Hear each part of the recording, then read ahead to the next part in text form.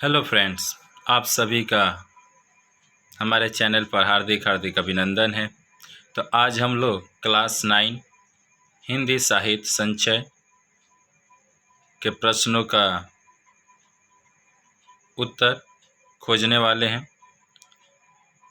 ये जो एग्ज़ाम होता है आपका 3 घंटा 15 मिनट का टाइम दिखाया गया है। फुल मार्क्स आपका 90 का है। अगर आप हमारे इस चैनल पर फर्स्ट टाइम आए हैं तो कृपया कर इस चैनल को सब्सक्राइब कर लीजिए, बेल आइकन के बटन को प्रेस कर दीजिए ताकि कोई भी नोटिफिकेशन आप तक सबसे शीघ्र पहुंच सके। अगर आप फेसबुक पर देख रहे हैं तो चैनल को फॉलो करना बिल्कुल मत भूलिए। तो चलिए बिन देर किए पहला क्वेश्चन है आपका। यहाँ देखिएगा, निम्न पुस्तक के अनुसार निम्नलिखित प्रश्नों के सही विकल्प आपको चुनकर देना। पहला क्वेश्चन है, देवताले जी का जन्म किस प्रांत में हुआ? ऑप्शन देख सकते हैं आपके समक्ष है। इन सारे ऑप्शनों में वो आपका जो सही उत्तर होगा वो मध्य प्रदेश होगा। फीदा का अर्थ क्या है? फरार, मजबूर या न्यौछावर या बदनाम? तो निर्छावर, फीदा हो जाना, निर्छावर कर देना। सीता का दामन से कवि का तात्पर्य क्या है? तो देश की धरती। हम सीधे डायरेक्ट आंसर पढ़ दे रहे हैं क्योंकि थोड़ा आपका भी टाइम ज़्यादा ना लगे। और यहाँ पर जिन जिन प्रश्नों का पेज नंबर दिया गया है वहाँ पर जाकर आप अपने इन प्रश्नों का उत्तर खोज लीजिएगा। ये हिंदी गाइड का ये जो लाल अंक से मतलब कहा जाए तो जो नंबर लिखा गया है, ये सारे पेज नंबर है। यहाँ पर आपको इन सभी प्रश्नों के उत्तर मिलेंगे। ठीक, आपके समझ मेरा बस उद्देश्य यही था कि आपको एक पेपर प्रस्तुत कर देना जिससे आप अपने फाइनल एग्ज़ाम की तैयारी कर सकें। तो आगे है, हड्डियों में छिपा ज्वार किसकी कृति है? तो देवताले। निम्नलिखित प्रश्नों के उत्तर दीजिए। देखिए यहाँ पर उत्तर लगभग 3 वाक्यों में होना चाहिए। पहला प्रश्न है, माँ के समझाने पर कवि के हुए 2 लाभ लिखिए। बेचारे को दक्षिण दिशा की जानकारी पड़ गई।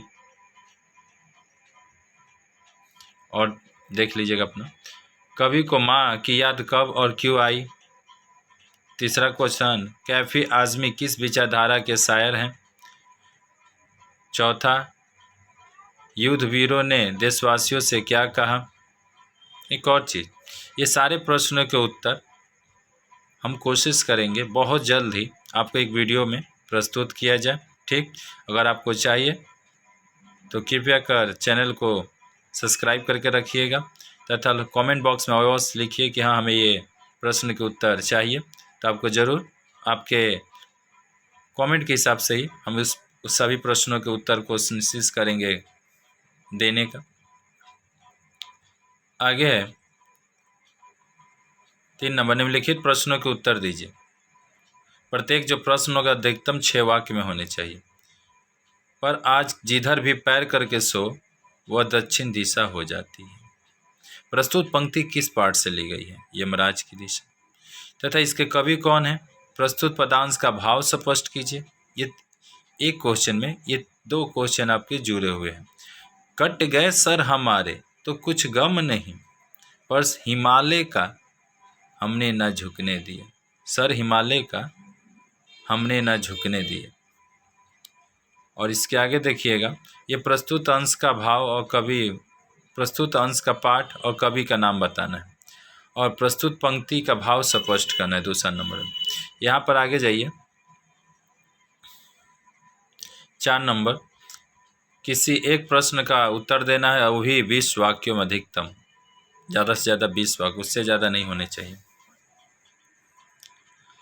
आगे देखिएगा, ये 4 नंबर में, कर चले हम फिदा शीर्षक कविता का सारांश अपने वाक्यों में लिखना है। 30 वाक्यों में यहाँ दिया है, अधिकतम 30 वाक्यों में हो सकते हैं। यमराज की दिशा कविता का सार अपने शब्दों में, ये 98 पेजों पर आपको मिल जाएगा हिंदी गाइड में।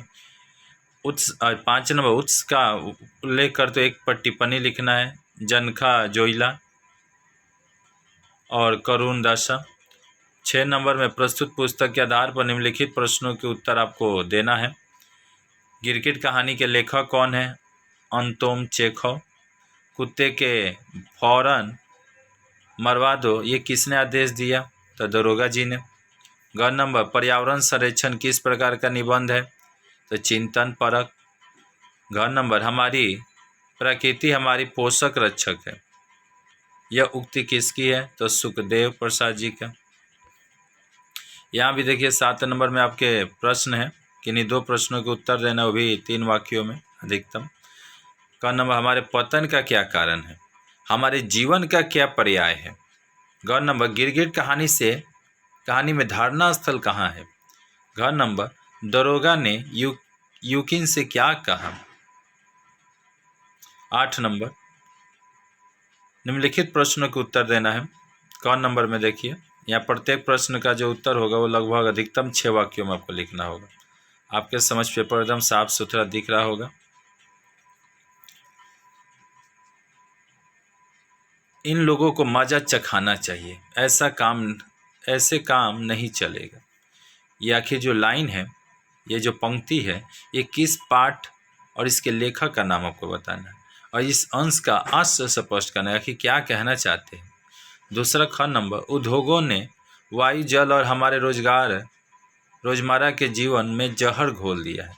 ये भी उक्त अंश के शीर्षक और लेखक का नाम बताना है।